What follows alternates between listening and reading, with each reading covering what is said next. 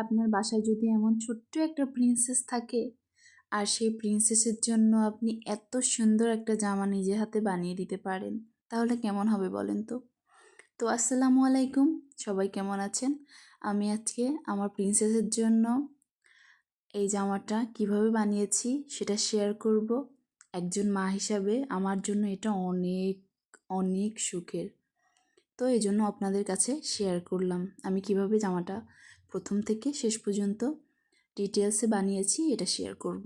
তো প্রথমে জামাটা আমি কলম দিয়ে লাইন আপ করে নিব, যে কোথায় কোথায় ফুলগুলা আমি এঁকে নিব, কোথায় কোথায় ফুলগুলা বসবে সুন্দরভাবে।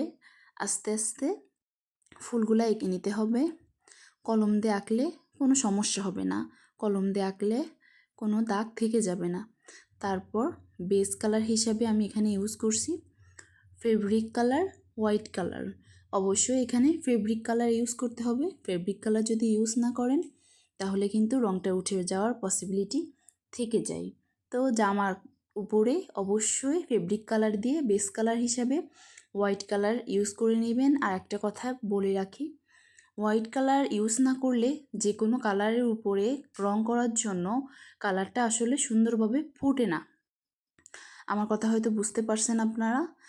এই জন্য বেস কালার হিসাবে আমি এখানে প্রথমে যেখানে যেখানে ফুলগুলো এঁকে নিয়েছি সেখানে আমি ফেব্রিক কালার ইউজ করে নিয়েছি, হোয়াইট কালার।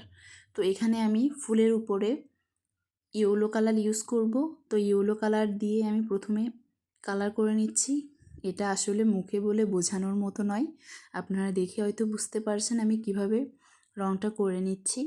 তো ওইভাবে প্রথমে সুন্দর করে ফুলগুলোর উপরে হলুদ কালার দিয়ে রঙটা করে নিব।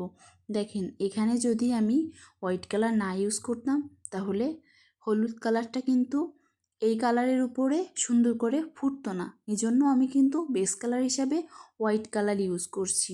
তো অবশ্যই আপনারা বেস কালার হিসাবে হোয়াইট কালার ইউজ করবেন। তারপর আমি এখানে লাইন আপ করে নিব ব্ল্যাক কালার দিয়ে। এখানে লাইন আপ করে নিলে না ফুলের সৌন্দর্য হাজার গুণ ফুটে উঠবে। তো আমার এখানে 0 সাইজের একটা ব্রাশ নিয়েছি এবং ব্ল্যাক কালার নিয়েছি, নিয়ে সুন্দরভাবে আমি লাইন আপ করে নিচ্ছি। এভাবে লাইন আপ করে নিলে ফুলের যে আসল আকার ওটা সুন্দর করে বোঝা যাবে। তো আমি প্রত্যেকটা জায়গায় এখানে আমি যেখানে পাতা ইউজ করছি এখানেও লাইন আপ করে নিব সুন্দরভাবে। লাইন আপ করে নিলে দেখতে অনেক সুন্দর লাগবে, অ্যাট্রাকটিভ লাগবে এটাই। তো আমি এখানে সুন্দরভাবে লাইন আপ করে নিচ্ছি, দেখে বুঝে নেবেন।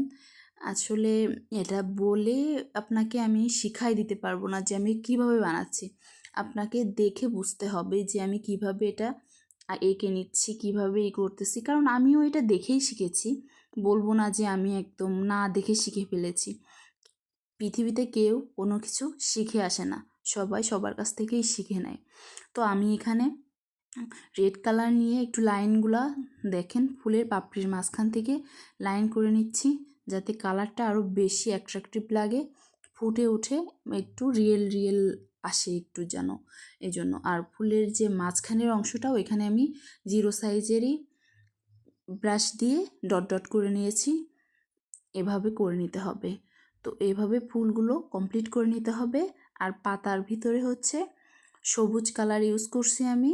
সবুজ কালার দেখছেন, এখানে কিন্তু বেস কালার যদি হোয়াইট না দিতাম তাহলে এই কালারটা আসতো একটু কালচে সবুজ কালার। তো আমি এখানে বেস কালার হোয়াইট কালার দিয়েছি, এই জন্য এখানে সবুজ কালারের রং সবুজ কালারই আসছে। তো এগুলা মাথায় নিলে না এভাবে সুন্দর করে মাথায় নিয়ে এগুলা কাজ করলে কাজটার ফিনিশিংটা সুন্দর হবে। তো কেমন হয়েছে সবাই জানাবেন। আমার কুট্টুসি প্রিন্সেসকে কেমন লাগছে, সে তো মহা খুশি।